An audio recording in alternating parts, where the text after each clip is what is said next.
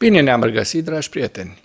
Astăzi discutăm despre posibilitatea deschiderii unui al doilea front ucrainean la Belgorod, pentru că rușii au relatat asta de dimineață, despre cum a fost capturată o companie cecenă Ahmat care se ascundea în spatele frontului și despre cum au preluat ucrainenii inițiativa.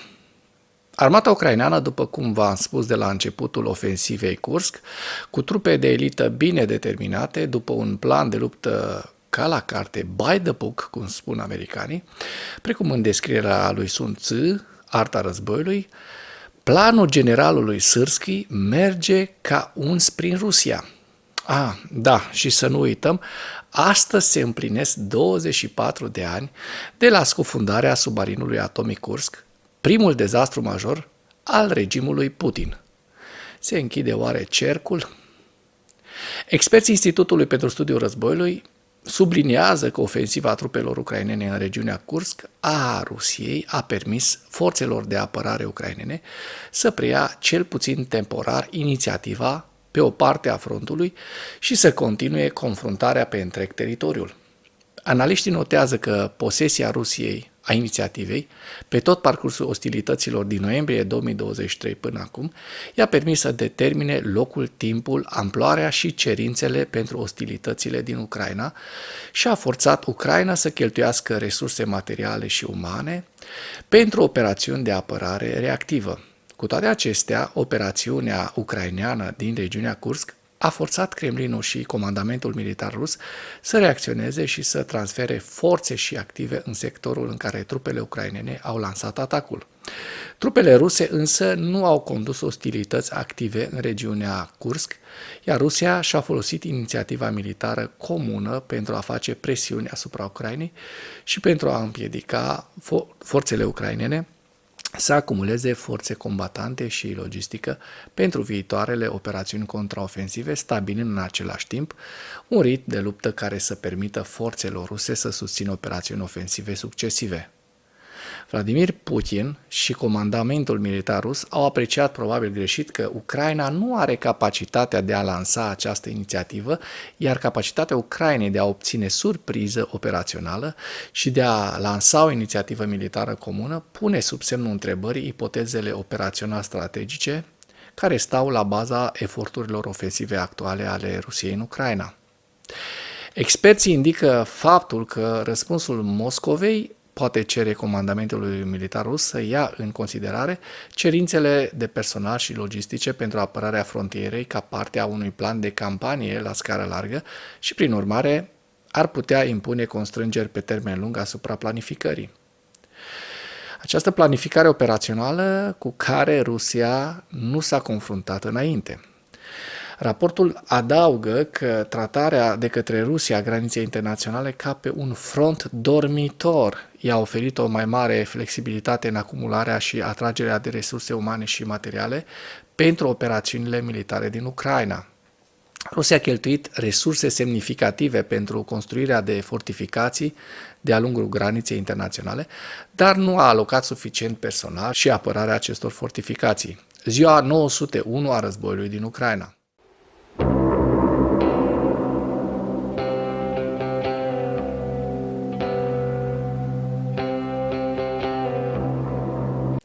Potrivit statului major al forțelor armate ale Ucrainei, în dimineața zilei de 12 august 2024, pierderile totale în luptă ale Rusiei de la începutul invaziei neprovocate asupra Ucrainei din 24 februarie 2022 se ridică la 592.000 de militari.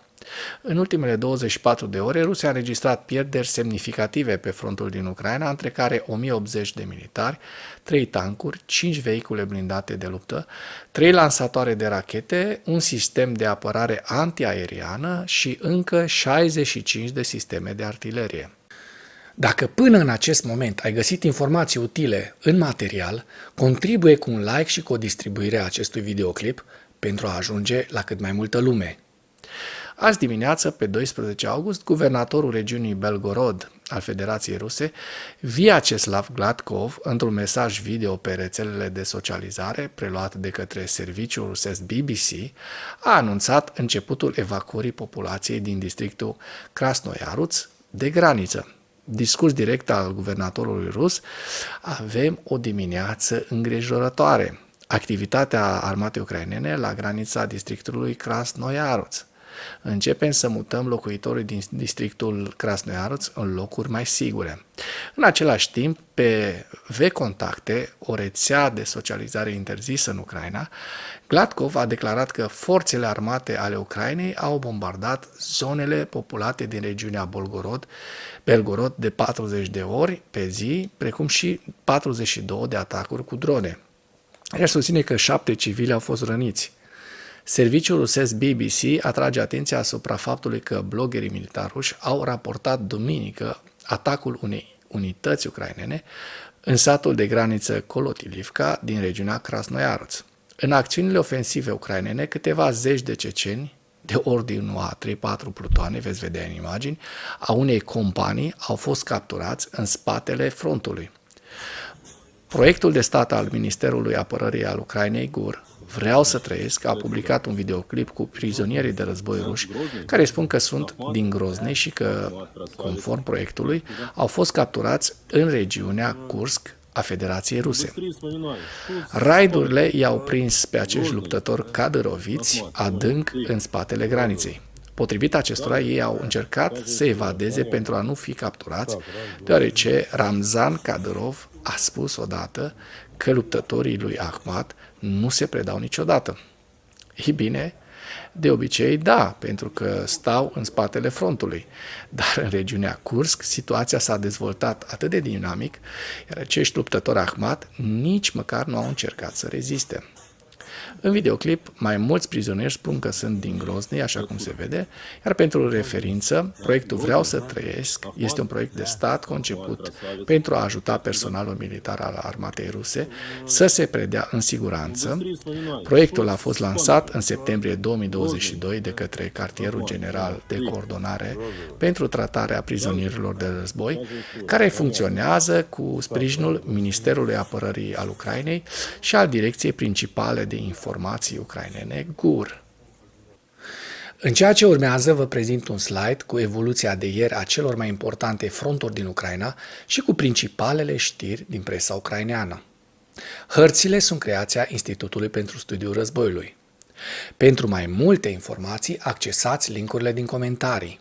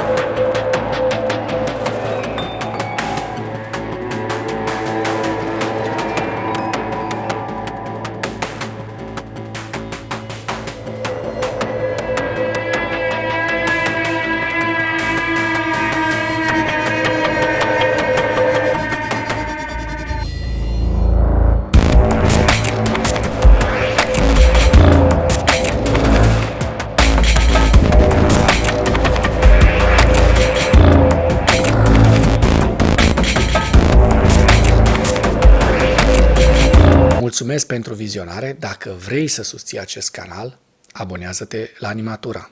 Apreciez mult asta.